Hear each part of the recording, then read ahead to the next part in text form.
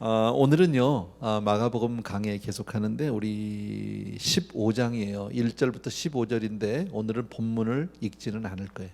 예.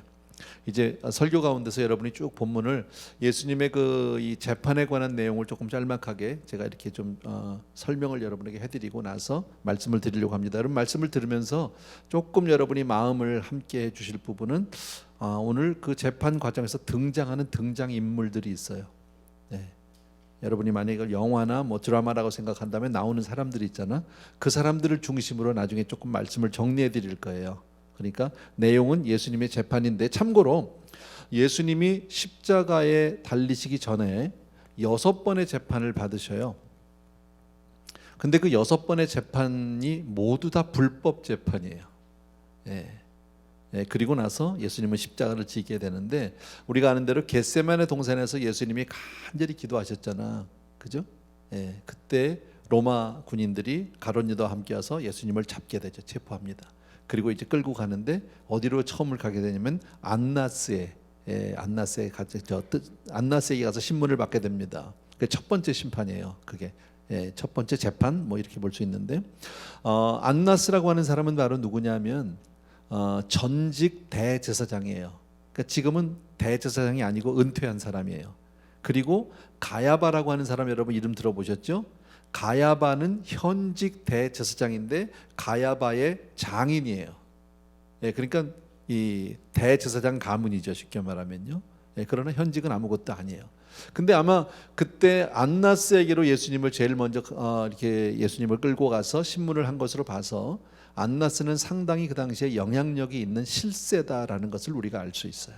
예, 그러나 엄연한 불법이에요. 예, 왜냐하면 그는 현직에 있는 사람도 아니고 또 하나 이때가 시간적으로 새벽이에요. 예, 그러니까 모든 재판은 새벽에 이렇게 하면 안 되는 거예요.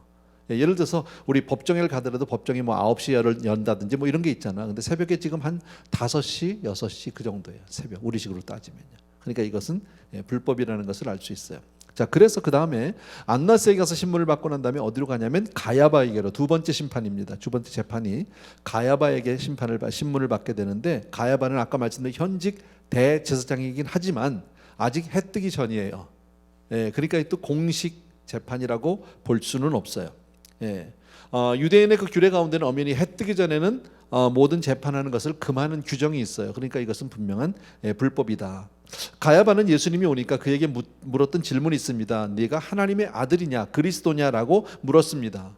그러자 예수님이 그것을 시인합니다. 그렇다라고 말합니다. 그랬더니 그는 신성모독 죄를 적용해서 그를 이제 이 정죄하게 됩니다. 그리고 사형 언도를 내리게 됩니다. 그리고 굉장히 화를 내고 성경을 보게 되면 거기서 막 급하게 린치를 가하게 되는데, 군인들이 옆에 있던 병정들이 손바닥과 주먹으로 예수님을 때리고 얼굴에 침을 뱉고 욕을 하고 조롱하고 등등, 이런 일들이 다 벌어지고 있습니다. 자, 그리고 나서 세 번째 재판은 산헤드린 공회 심판이에요. 산헤드린 공회는 바로 뭐냐면 그 유대의 지도자들이 모이는 어떤 의결기관이에요. 그러니까 지금 안나스에게 갔다가 가야바에 간 것은, 이것은 굉장히 개인적인 일이에요. 어떻게 보면요, 가야바의 집 마당에 가서 심판을 받은 거니까, 그죠? 그러니까 이것을 공식화하기 위해서는 산헤드린 공회의 어떤 이 뭐라 그럴까요, 판결이 필요하다.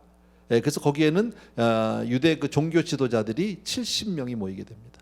71명인가요? 정확하게 제가 잊었는데요. 어쨌든 모이게 됩니다. 근데 이때도 해 뜨기 전이에요.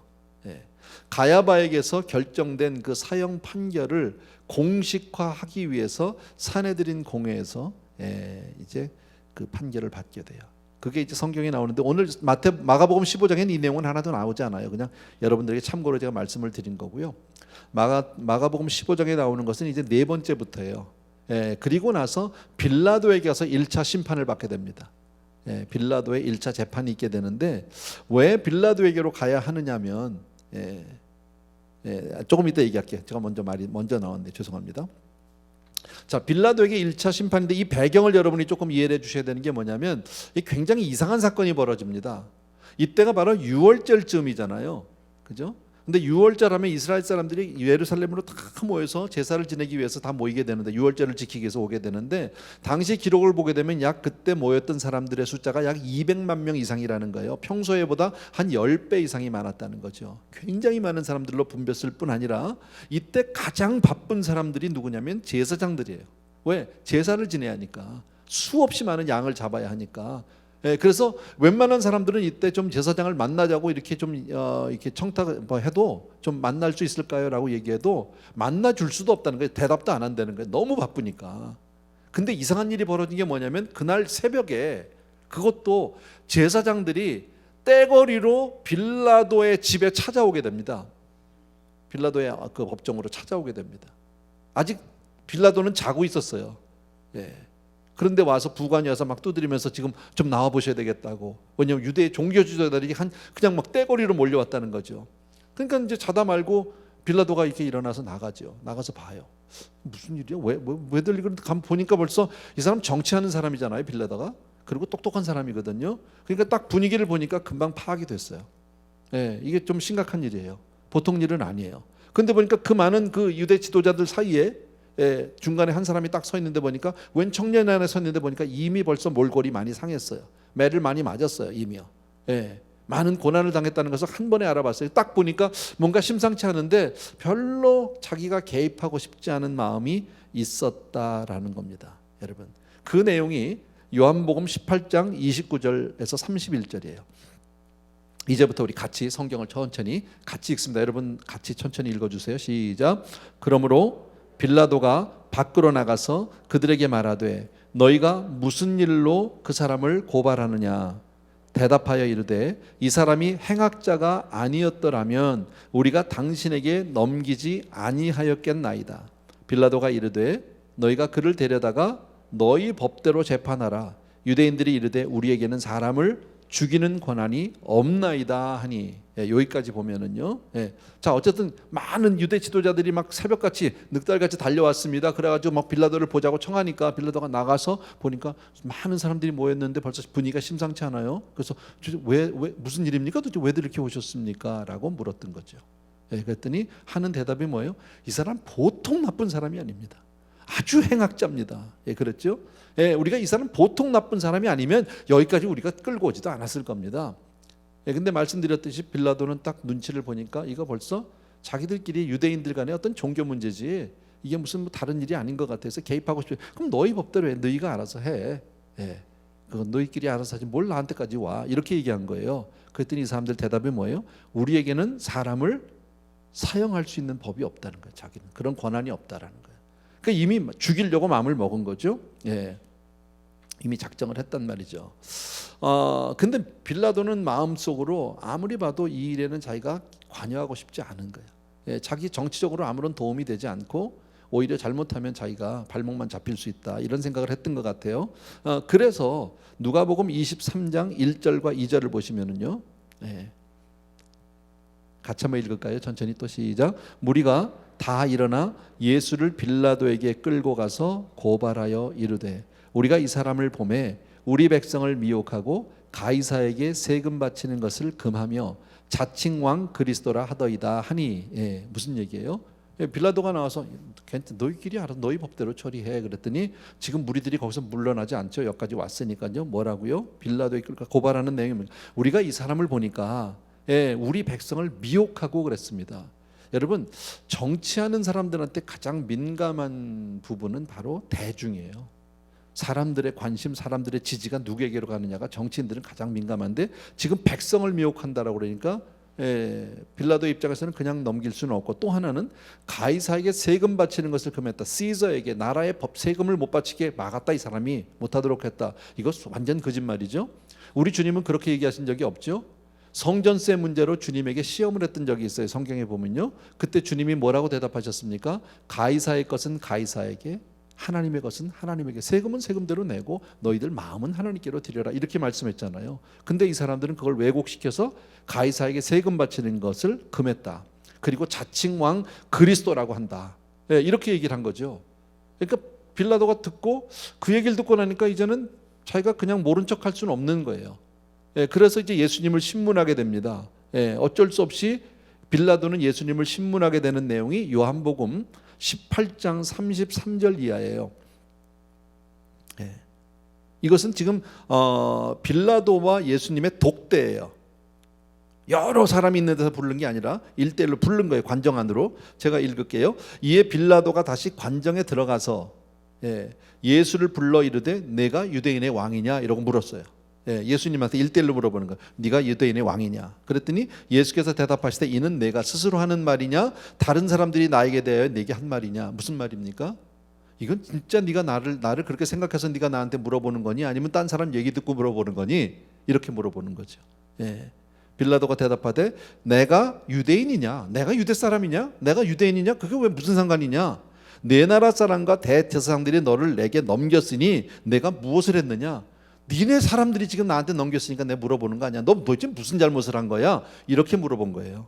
그랬더니 예수께서 대답하시되 내 나라는 이 세상에 속한 것이 아니니라 만일 내 나라가 이 세상에 속한 것이었더라면 내 종들이 싸워 나로 유대인들에게 넘겨지지 않게 하였으리라. 이제 내 나라는 여기에 속한 것이 아니니라.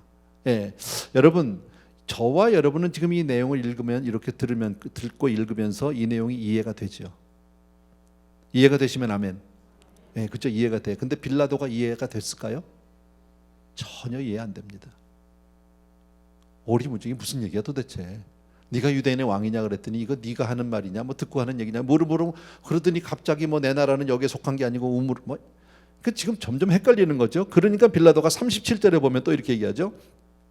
빌라도가 이르되 그러면 내가 왕이 아니냐 이제 거꾸로 그럼 너 왕이 아니란 말이냐.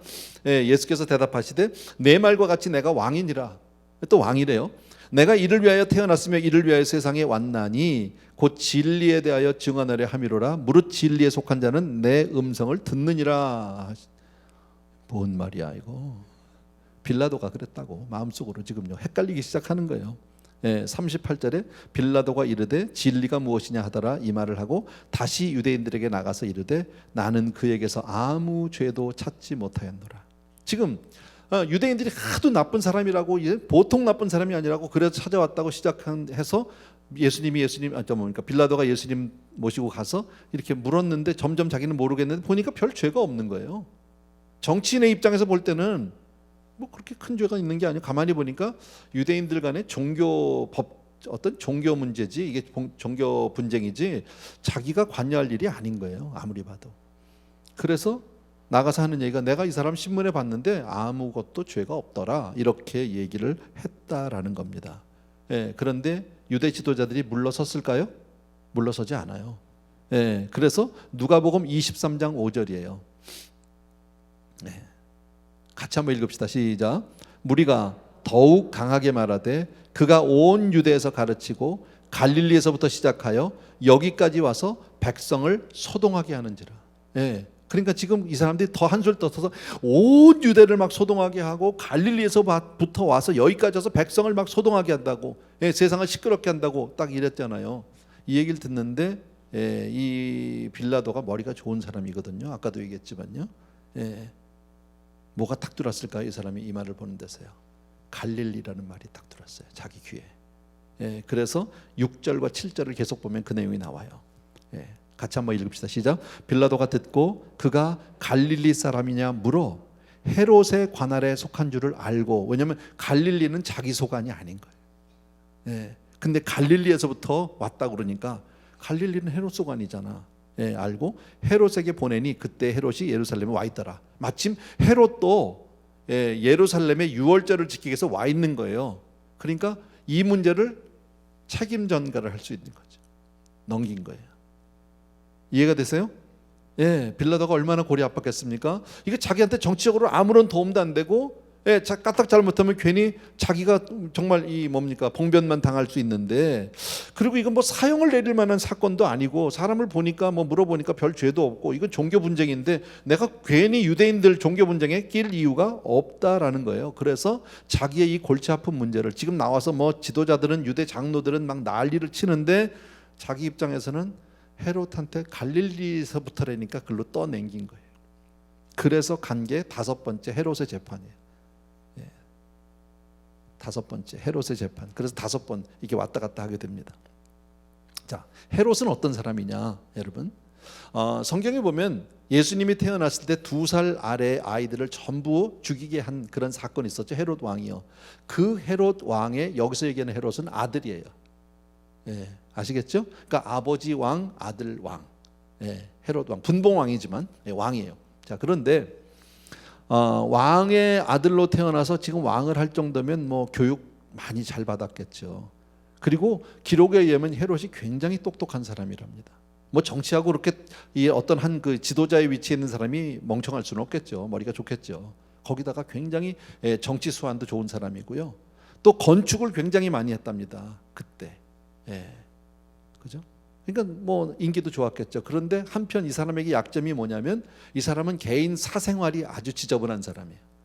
예, 아주 방탕한 사람이에요. 예, 아주 타락한 사람이에요. 그 일례로 자기 아내를 버리고 자기 동생의 아내를 뺏어서 결혼을 합니다. 이 얘기가 성경에 나오죠. 그래서 그 내용을 사도 뭡니까? 세례 요한이 그것을 얘기하잖아요. 그래가지고 그게 미움을 사서 잡혀가서 감옥에 있다가 나중에 세례 요한의 목을 잘라서 죽이죠. 그 사람이 바로 이 헤롯이에요. 예. 그러니까 배경으로 여러분들에게 말씀을 지금 드린 겁니다. 그런데 이 사람은 뭐가 있냐면 성경을 보면 이 사람은 그런 예수님에 관한 소문을 들었던 것 같아요. 뭐 못 들을 수가 없겠죠. 누군지는 모르는데 뭐 대단한 사람이라고 그래. 굉장히 사람들이 많이 모이고 굉장히 군중들이 뭐 그를 따르는 사람이 많다고 그러고 근데 희한한 능력들이 있다는 거예요. 예, 뭐 병든 사람도 고쳤다고 그러고 예, 또 뭐 죽은 사람도 살렸다는 얘기, 문둥병자도 고쳤다고 그러고 뭐 등등 그런 얘기가 많이 들어요. 이게 진짜인가 궁금해. 예, 그런 차에 빌라도가 예수님을 자기한테로 보낸 거죠. 예, 그래서 누가복음 23장 8절과 9절이에요. 다 같이 시작. 헤롯이 예수를 보고 매우 기뻐하니 이는 그의 소문을 들었으므로 보고자 한지 오래였고 또한 무엇이나 이적을 행하심을 볼까 바랐던 연고로라. 여러 말로 물으나 아무 말도 대답하지 아니하니라. 아까 말씀한 대로죠. 예, 오랫동안 소문을 들었어요. 예, 그래서 보고 싶었어요. 예, 보고자 한지 오래라고 그랬잖아요. 그리고 무엇이나 어떤 혹시 만나보면 어떤 뭐 능력을 행하나 무슨 이적이 나타나나 뭐 이런 걸 보려고 많은 질문을 했는데 예수님은 전혀 대답을 안 하고 반면에 같이 왔던 예수님을 끌고 왔던 그 지도자들, 예, 유대인들, 유대 지도자들은 와서 계속해서 그냥 막 저놈 죽여야 된다고 나쁜 사람이라고 계속 이루고 있는 거죠. 예, 힘써서 고발하고 있다. 그 내용이 누가복음 23장 10절에서 12절까지예요. 예. 또 한번 읽읍시다. 시작. 대제사장들과 서기관들이 서서 힘써 고발하더라. 헤롯이 그 군인들과 함께 예수를 업신여기며 조롱하고 빛난 옷을 입혀 빌라도에게 도로 보내니 헤롯과 빌라도가 전에는 원수였으나 당일엔 서로 친구가 되니라 그랬죠. 예. 자, 어쨌든 헤롯의 관심은 뭐였었어요? 예수님에게 어떤 무슨 능력이 있어? 저도 어떤 사람이야? 희한한 사람이야? 뭐 이런 걸 좀 알려고 막 물어봤는데 예수님은 전혀 대답 안 하고 그냥 같이 온 유대인들만 막 죽여야 된다고 막 계속 고발하고. 그러니까 헤롯은 재미가 없는 거예요. 자기는 관심사가 아니야 거기에는요. 예, 알고 싶지도 않아. 그러니까 그냥 군인들 시켜서 조롱하다가 네가 뭐 그런 너 같은 사람이 뭐 이래가 조롱하고 그다음에 자기 입던 옷 왕복 하나 입혀가지고요 다시 빌라도에게로 보내. 그게 빌라도의 2차 재판이에요. 6번 그래서 왔다 갔다 한 게 안나스, 가야바, 사네드린, 예. 그다음에 빌라도의 1차, 빌라도가 또 헤롯에게로 보내서 토스에서 헤롯이 다시 또 빌라도에게 보내서 2차. 이렇게 해서 6번 재판을 받는데 말씀드린 대로 이 모든 재판은 다 불법이에요. 하나도 정식 재판은 있지 않았어요. 자, 다시 빌라도의 입장에서 다시 조금만 생각해 봅시다. 빌라도의 입장에서 다시 생각해 보면 빌라도의 마음에는 예수님이 지금 어떤 재판을 받을 만한 사형을 당할 만한 사람이라고 생각합니까? 안 합니까? 안 합니다. 예, 전혀 아닙니다. 그렇게 사형을 당할 만한 죄를 저지르지 않은 것 같아요. 근데 이 군중들이 너무나 막 그냥 죽여야 된다고 외치고 막 난리를 치니까 그냥 넘어갈 수가 없는 거예요. 예, 그러다가 이 빌라도가 묘안을, 정치하는 사람이니까 머리가 좋죠. 예, 묘책을 하나 내놓은 게 바로 뭐냐면 바라바예요. 예, 뭐냐면 6월절 때는 전례가 있어요. 죄수 중에 한 사람을 사면을 해주는 전례가 있는 거예요. 예, 근데 이 바라바라는 사람은 누가 봐도 나쁜 놈이야. 이건 진짜. 예, 이미 이 사람은 사형, 언격, 판결 다 받았고 이제 집행만 남은 사람이에요. 예, 이건 모든 사람이 누가 봐도 아주 정말 나쁜 사람이야. 그러니까 자기가 볼 때는 예수님은 별 죄가 없잖아. 죄를 찾을 수도 없고 어떤 뭐 종교 지도자들에게 좀 미움을 샀는지는 모르지만 뭐 그렇게 죽일 만한 죄는 바라바하고 비교도 안 되니까 자기 딴에는 묘착을 낸 게 바라바를 낸 겁니다. 그리고 나서 이 두 사람 중에 누구를 놓아주랴 그렇게. 그리고 너 결정은 너희가 해라. 책임을 다 백성들한테 지우는 거예요. 자기는 책임 안 집니다. 얼마나 미꾸라지같이 빠져나가는지 몰라요. 근데 뜻밖의 대답이 누구예요? 누구를 놔주라고요? 바라바를 놔주라고 하니까 이게 빌라도는요 충격이죠. 너무 놀라운 거죠. 왜냐하면 종교 지도자들이잖아요. 하나님을 믿는다고 하는 사람이 이렇게 사람을 죽이겠다고 끝까지 이렇게 사람을 죽이겠다고 악착같이 덤벼드는 거 이걸 어떻게 이해를 해야 될까? 굉장히 어려웠을 거예요.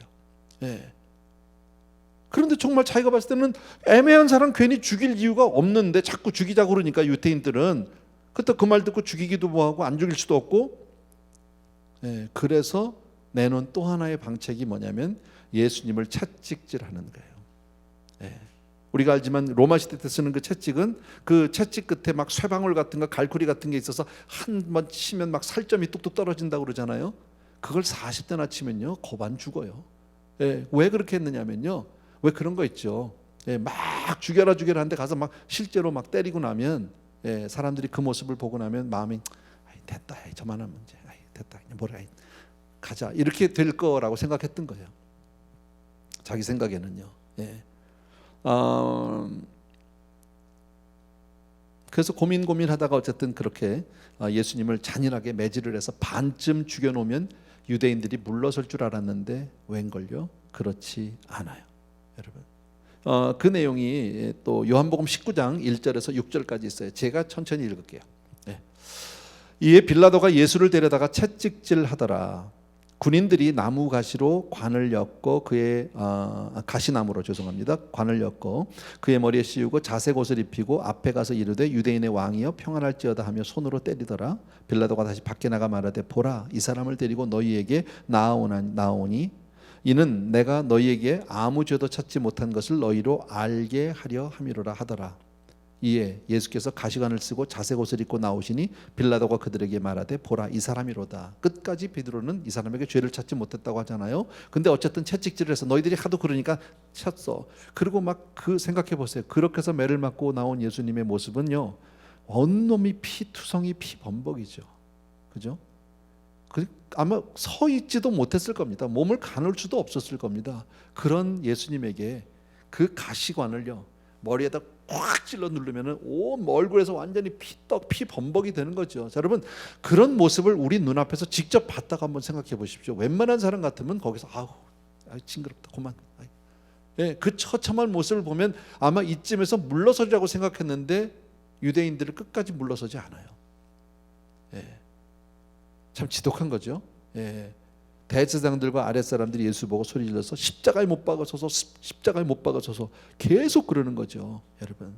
근데 빌라도는 뭐라 그러냐면 너희가 친히 데려다가 십자가에 못 박아라. 그러려면 나는 그에게서 죄를 찾지 못했다라는 거예요, 여러분. 한마디로 얘기하면 빌라도의 모습을 우리가 뭘 볼 수 있어요? 그는 어쨌든 이 일에 개입하고 싶지 않은 거예요, 자기는요. 자기에게 아무런 도움이 되지 않아요. 근데 또 더더욱이나 빌라도가 예수님을 이렇게 죽이고 싶지 않았던 또 다른 이유가 있어요. 그게 바로 뭐냐면 자기 아내의 꿈이에요. 여러분 그 내용 다 아세요. 마태복음 27장 19절인데요. 같이 한번 읽어볼까요? 시작. 총독이 재판석에 앉았을 때에 그의 아내가 사람을 보내어 이르되 저 옳은 사람에게 아무 상관도 하지 마옵소서. 오늘 꿈에 내가 그 사람으로 인하여 애를 많이 태웠나이다 하더라. 무슨 얘기예요? 아까 말씀드렸죠. 빌라도는 자다가 지금 이 사람들이 들이닥친 거예요. 그러니까 사람들이 부관이 와서 지금 뭐 장로들이 오고 뭐 지도자들이 왔는데 좀 나와 보셔야 되겠습니다 해서 나가긴 했는데 아마 와이프는 자고 있었던 것 같아. 그리고 나가서 이렇게 재판을 하고 뭐 유대인들하고 이런저런 얘기하고 옥신각신하고 하는 그 동안에 와이프는 계속 잤는데 그 동안에 꿈을 꾼 거죠. 꿈을 꿨는데 무슨 꿈인지 내용은 모르지만 그 예수님 꿈 때문에 너무 마음이 심란하고 정말 애를 많이 썼다라는 거예요. 그것 때문에 힘들었다라는 거예요. 그래서 그 남편에게 사람을 보냈어요. 재판정에 있는 남편에게 사람 보내서 내가 꿈을 여쭤야지. 간밤에 꿈이 이랬는데 절대 그 사람하고 상관하지 말라고 그래라. 그 얘기까지 들은 거예요. 그러니까 그렇지 않아도 자기는 안 하고 싶어요. 지금요. 예. 그런데 지금 자기 아내가 꿈 얘기까지 하면서 상관하지 말라고 하니까 그건 또 한 번 컨펌이 된 거 아닙니까? 근데 여기서 벗어나지를 못하는 거죠, 자기가. 예. 헤롯에게도 보냈고 예수님을 채찍질을 해도 안 된다고 그러고 거기다 그래서 나온 게 마태복음 27장 24절 25절이에요. 마지막입니다. 여기까지만 읽으면 됩니다. 시작. 빌라도가 아무 성과도 없이 도리어 밀란이 나려는 것을 보고 물을 가져다가 무리 앞에서 손을 씻으며 이르되 이 사람의 피에 대하여 나는 무죄하니 너희가 당하라. 백성이 다 대답하여 이르되 그 피를 우리와 우리 자손에게 돌릴지어다 하거늘. 아멘. 예. 빌라도가 여태까지 한 게 아무 성과도 없는 거예요. 자기는 어떻게든 여기서 빠져나가고 이 일하고 상관없이 자기하고 상관없는 일로 만들려고 했는데 안 됐어요. 그리고 오히려 막 유대 지도자들은 막 난리를 치면서 오히려 잘못하면 밀란이 일어날 것 같다고 그랬잖아요. 더 시끄러운 소요가 날 것 같으니까 물을 가져다가 손을 씻으면서 이 그의 피와 나는 무관하다. 상관이 없다. 이건 너희가 알아서 해라. 너희가 다 책임져라. 그랬더니 그 피를 우리와 우리 자손에게 돌리라. 유대인들이 그렇게 얘기했다라는 거죠. 여러분 이 내용 다 아시잖아요. 그죠?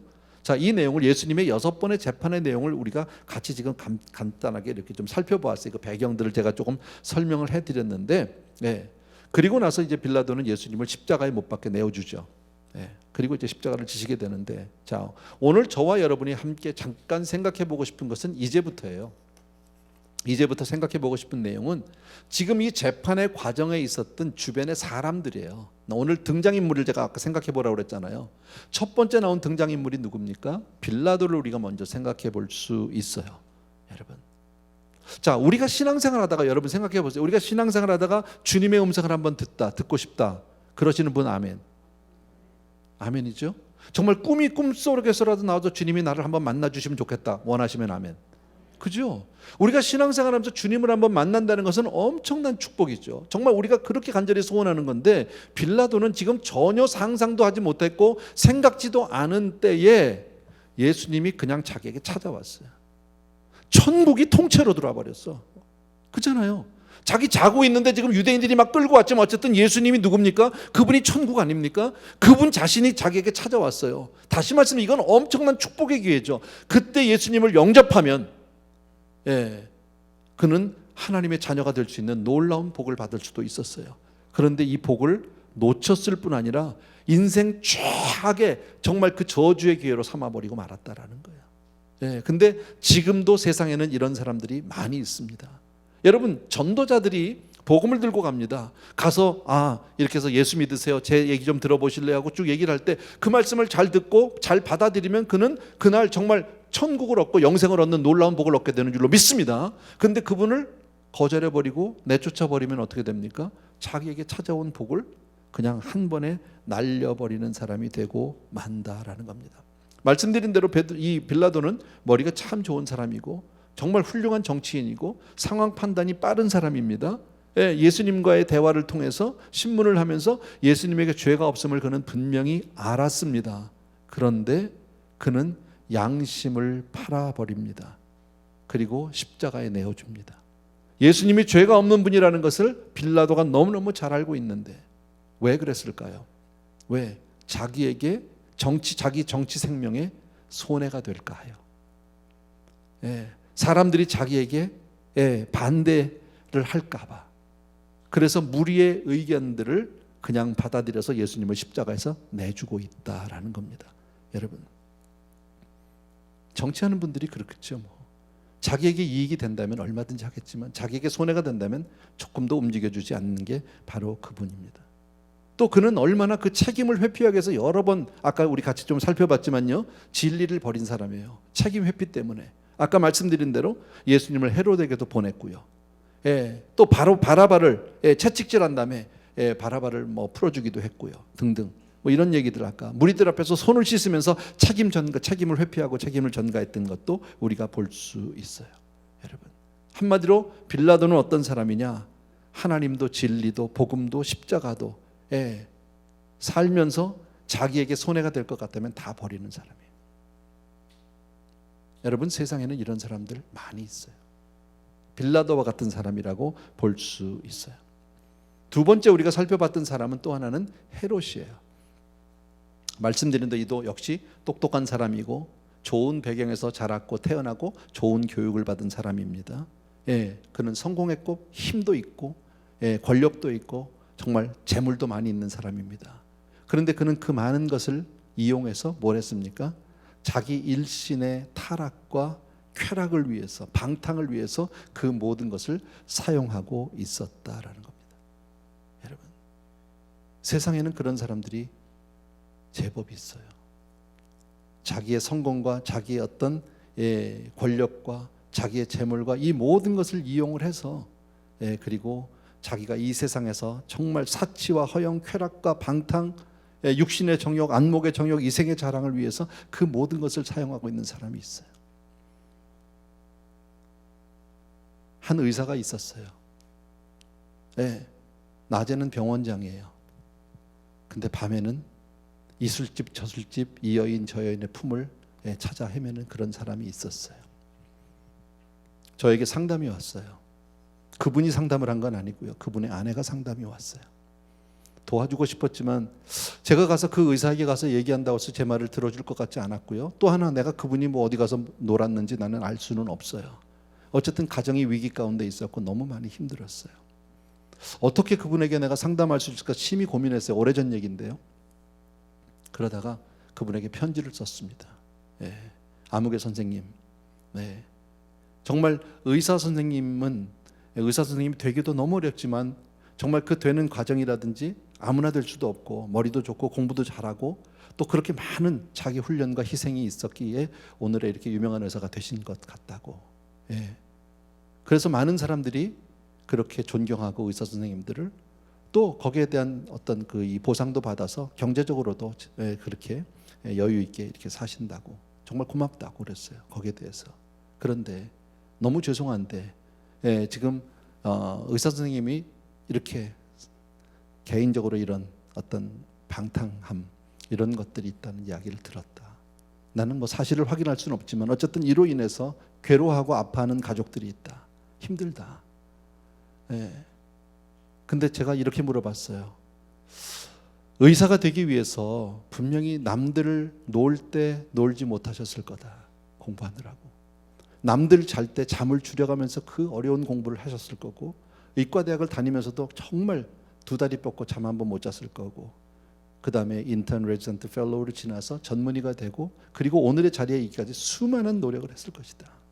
그 노력을 사람들은 존경하는 거다. 그런데 정말 당신이 대학을 다니면서 그렇게 의사가 되기 위해서 열심히 공부할 때에 당신이 세웠던 목표가 지금과 같이 이술집 저술집 다니면서 그렇게 사는 것이냐고. 그게 당신의 꿈이었었냐고. 그런 의사가 되기를 원했냐고. 그렇게 편지를 보낸 적이 있었어요. 그 이후로 나는 그분을 만난 적은 없으니까 그분이 어떻게 됐는지 잘 몰라요. 어딘가 있겠죠 뭐. 근데 꼭 의사들만 그렇습니까? 얼마나 많은 유명인들, 얼마나 많은 정치인들이 그렇게 사는 사람들이 얼마나 많습니까? 여러분, 저는 몇몇 정치인들을 알아요. TV에 나와서 얘기를 하면 보면은요, 인터뷰를 하는 거 보면요, 나라를 사랑하고 국민을 사랑합니다. 근데 정작 그분의 삶을 보면 자기 가정은 사랑하지 않아요. 자기 아내를 사랑하지 않아요. 그런 분들이 있어요. 그리고 그분의 일탈들을 많이 여기저기서 듣고 있었어요. 여러분, 헤롯과 같은 사람이라고 얘기할 수 있을 것 같아요. 여러분, 그게 지금 어려서 그 젊었을 때 열심히 공부한 것에 인생의 목표가 그렇게 사는 거냐, 그렇게 타락하고 술집 여자들하고 노는 게 그게 과연 인생의 목표일 수 있을까? 헤롯과 같은 사람. 또 한 사람이 오늘 성경에서 나오죠. 종교 지도자들입니다. 하나님을 잘 믿는 사람이에요. 잘 믿다 못해서 자기 삶을 완전히 헌신한 사람들이 바로 종교 지도자들 아닙니까? 누구보다도 영적이라고 자부하는 사람들입니다. 날마다 성전에서 예배를 드리고 제사를 지릅니다. 그런데 그의 내면에서는 여전히 세상을 추구하고 자기의 기득권이 조금만 손해를 볼 것 같으면 사람을 죽이는데, 사람의 생명을 죽이는데도 조금 더 서슴지 않는 사람들이 바로 이들이었었다라는 겁니다.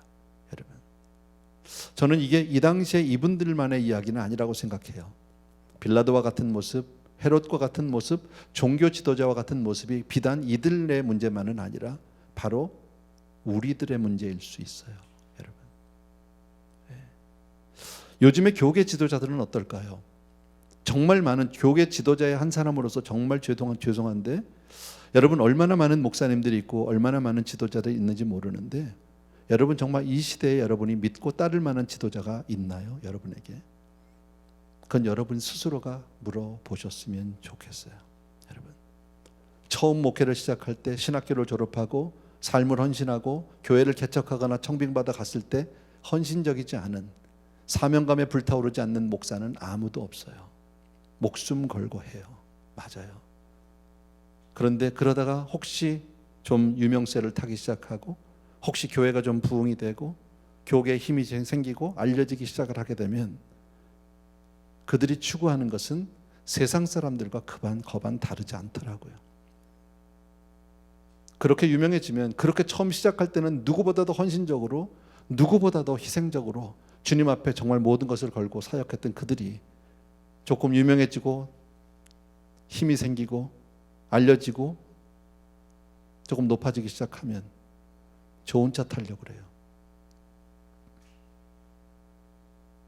대접받는 자리에 가고 싶어 해요. 그리고 손가락 하나 까딱하지 않고 말로만 다 해요. 저도 마찬가지고요. 여러분, 제가 언젠가 그 말씀 한번 드렸잖아요. 우리 성도님들 집에 신방해 보니까 TV가 크더라고요. 요새는요, 한 80인치 뭐 이렇게 되는 것 같아요. 그러고 나서 우리 집에 와서 보니까 TV가 너무 초라한 거예요. 내가 그러고 끝난 게 아니라 그게 문득 내 마음에 있어요. 나도 조금, 요새는 TV가 비싸지 않잖아. 블랙 프라이데이 세일이라는데 지금 있는 TV도 보는데 지장 없어요. 뭐 많이 보지도 않지만. 근데 왠지 신방 몇 번 갔다 오니까 그렇게 집에 있는 TV가 초라한 거예요. 그리고 그걸 바꾸고 싶고. 남들이 뭐 이렇게 애플워치 차고 다니는 거 보면 나 시계도 안 차요, 사실은요. 시계를 안 차는데 뭐 있는 게 싫어요, 이런 게. 그래서 아무것도 안 차고 뭐 반지도 안 끼고 이런 사람인데, 왜 남들이 그런 거 하면 나도 하나 있으면 좋겠다.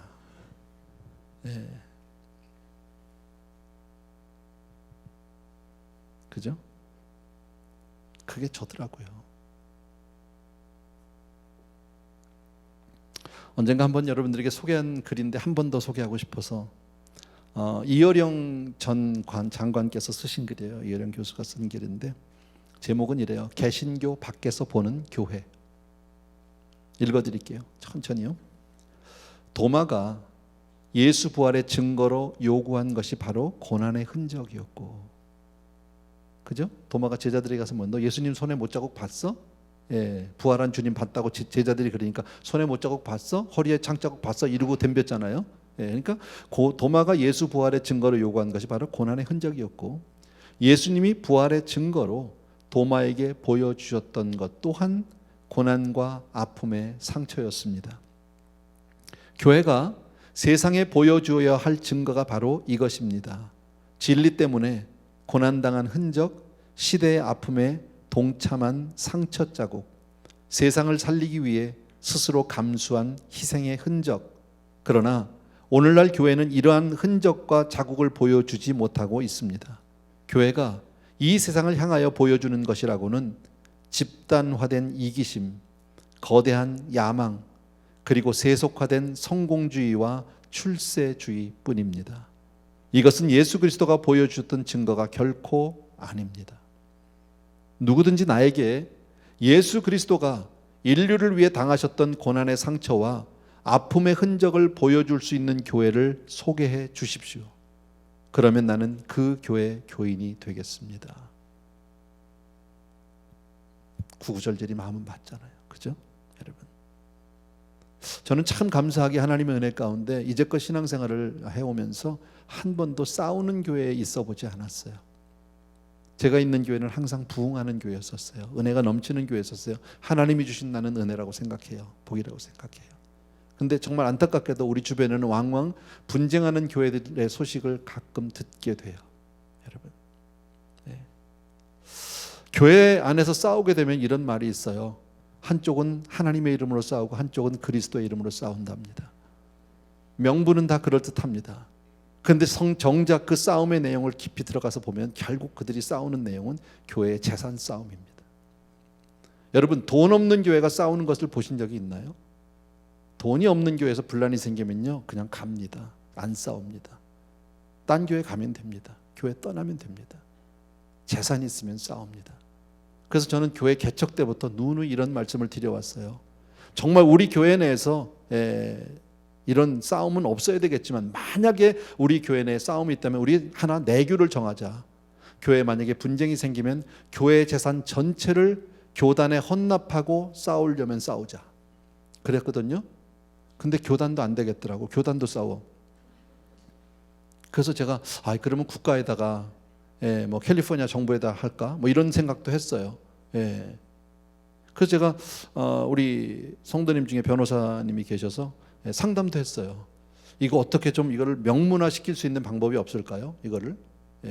그래서 만약에 교회에 싸움이 생기면 교회 재산 전체를 캘리포니아 주 정부에다가 우리가 다 헌납하고 한다. 뭐 이렇게.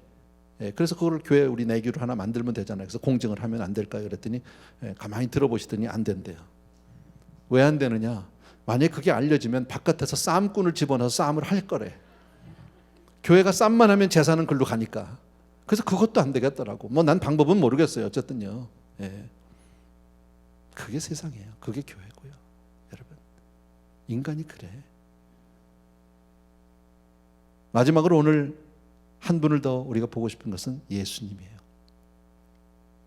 여러분, 예수님은 온갖 모욕과 멸시, 온갖 고통과 억울함을 당하시면서도 우리에게 영원한 생명을 주시기 위해서 한 말씀도 하지 않으셨어요. 그 고통을 당하시면서, 그 억울한 고통을 당하시면서, 모욕을 당하고 멸시를 당하고 매를 맞으면서 우리 때문에 아무 말도 하지 않으셨어요. 여러분, 주님이 이런 말씀하신 거 우리 잘 알잖아요. 누구든지 나를 따르려거든 자기를 부인하고 자기 십자가를 지고 나를 따를 것이니라. 이 말씀을 모르는 사람이 어디 있어? 우리가 다 알죠. 마음으로는 다 알아요. 근데 삶은 그게 안 돼, 여러분. 그래서 저는 여러분과 저와 여러분에게 몇 가지 질문을 우리에게 던지고 싶은 거예요. 정말 예수님을 믿는 저와 여러분이 우리는 무엇을 포기하고 사는가? 나는 무엇을 포기했나? 여러분, 우리는 세상을 살면서 수많은 관계 속에서 살아갑니다. 그죠? 많은 사람들과의 관계 속에서 사는데, 여러분은 사람과의 관계에서 많은 것을 희생했다고 생각하십니까? 조금 더 좁혀서, 여러분 부부 사이에서 날마다 희생하며 산다고 생각하십니까? 가끔 드리는 질문이지만, 여러분은 직분에 걸맞는 영성을 소유하고 있는지, 혹은 교회에서나 사회에서 정말 기쁨으로 봉사와 섬김을 실천하고 있는지. 우리는 오늘 예수님의 그 재판, 그 과정을 통해서 예수님의 모습도 보았고, 그 재판 과정에서 비춰진 빌라도나 헤롯이나 종교 지도자들의 모습을 통해서 우리 모습을 보는 거예요. 나는 과연 어떠한가? 여러분, 누구든지 나를 따르려거든. 우린 다 예수님을 따르기를 원하고 예수님의 제자가 되기를 원하는데, 정말 나는 자기 부인이 있고 십자가를 지고 있는지 한번 살펴보는 저와 여러분 되었으면 좋겠어요. 그래서 오늘 찬양을 하나 드리려고 하는데요, 우리가 잘 아는 오래전의 찬양이죠. 낮엔 해처럼 밤엔 달처럼 하는 찬양입니다.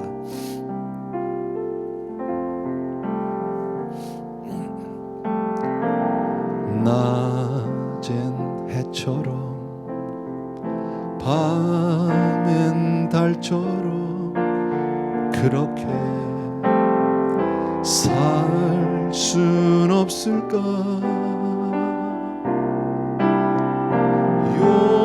욕심도 없이 얻은 세상 비추어 온전히 남을 위해 살듯이 나의 일생에 꿈이 있다면 이 땅의 빛과 소금 되어 가난한 영혼 지친 영혼을 주님께 인도하고픈데 나의 욕심이 나의 못난 자가 언제나 커다란 짐 되어 나를 짓눌러 맘을 곤곡해 하니 예수여 나를 도와주소서. 아멘. 오늘 여러분 말씀 충분히 이해하셨으라고 생각하고요, 함께 기도하는 시간 갖습니다. 나는 정말 예수님을 따르는 참된 제자인지, 혹 아직 아니라면 주님 나를 그렇게 변화시켜 주옵소서, 주님을 그렇게 사랑하는 사람 되게 해 주옵소서 하는 마음으로 우리 같이 한번 기도하겠습니다. 사랑하는 아버지, 귀한 성도님들과 함께 오늘도 말씀을 통해서 하나님 내 자신을 돌아봅니다. 아버지, 빌라도와 같이 그렇게 아버지 하나님 세상에서 아버지의 줄서기로 눈치로 아버지의 자기 이익만을 추구하면서 아버지 사람들을 이용하는 지도자들이 되지 않게 도와주시기 원하고, 헤롯과 같이 그저 일생의 쾌락만을, 인생에서 아버지의 방탕과 타락만을 위해서 아버지 인생의 목적이 마치 그런 것인 것 같이 육신의 정욕, 안목의 정욕만을 위해서 그렇게 살아가는 인생이 되지 않도록 도와주시기 원하고, 사랑하는 우리 아버지, 또 종교 지도자들과 같이 겉으로는 누구보다도 영적인 척, 거룩한 척, 괜찮은 척 하면서 정말 실상 조금만 내가 손해를 보게 된다면 금방 아버지 하나님의 주여 정말 그 칼날을 드러내고 아버지의 주여 정말 아버지의 뜻을 품는 그런 사람이 되지 않도록 주여 도와주시기를 간절히 소원합니다. 예수님을 닮은 사람 되게 하여 주옵소서. 한 영혼을 위해서 주여 정말 끝까지 입을 다물고 아버지의 그 고난을 참아내며 아버지의 아픔을 견뎌내는 그런 사람 될 수 있도록 은혜를 베풀어 주시기를 원합니다. 사랑하는 주님, 정말 우리 한 사람 한 사람이 주님을 따르는 참된 제자 되게 하여 주옵소서. 예수님 이름으로 기도합니다. 조용히 자리에서 일어나셔서 우리 2절 합시다. 예수님처럼, 예수님처럼, 바울처럼 그렇게 살 순 없을까? 남을 위하여 당신들의 온몸을 온전히 버리셨던 것처럼 주의 사랑은 베푸는 사랑, 값없이 거저주는 사랑. 그러나 나는 주는 것보다 받는 것 더욱 좋아하니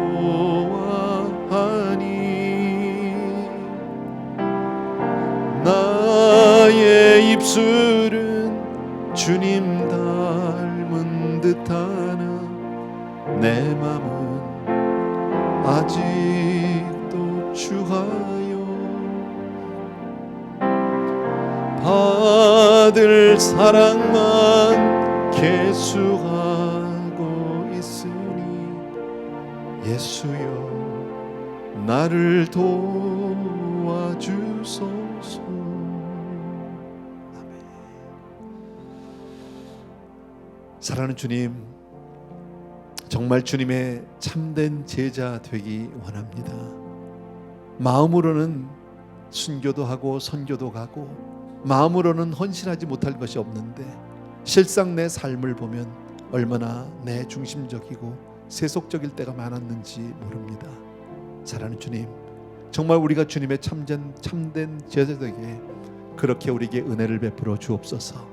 저 천국을 더 확실히 볼 수 있도록 하나님 그렇게 우리 사랑하는 성도님들을 축복하여 주시옵소서. 오늘도 귀한 예물들 주님 앞에 정성껏 준비해서 드리지만 이 작은 것으로 우리의 삶을 다 표현할 수도 우리의 마음을 다 드릴 수도 없음을 솔직히 고백합니다. 그러나 이 안에 하나님 우리의 삶을 담았고 우리 전부를 올려드립니다. 주님 귀한 성도님들을 받으시옵소서. 그리고 주님 마음껏 은혜를 베풀어 주시고 축복하여 주시옵소서. 이제는 우리 주 예수 그리스도의 은혜와 하나님 아버지의 그 무한하신 그 사랑하심과 성령님의 내주, 인도, 교통, 충만 역사하심이 이 시간 또 한 번 예수 그리스도의 참된 제자 되기 원하는 귀한 성도님들을 위해와 멀리 선교지에 계신 귀한 종들 위해 이제로부터 영원토록 함께 계실지어다. 아멘.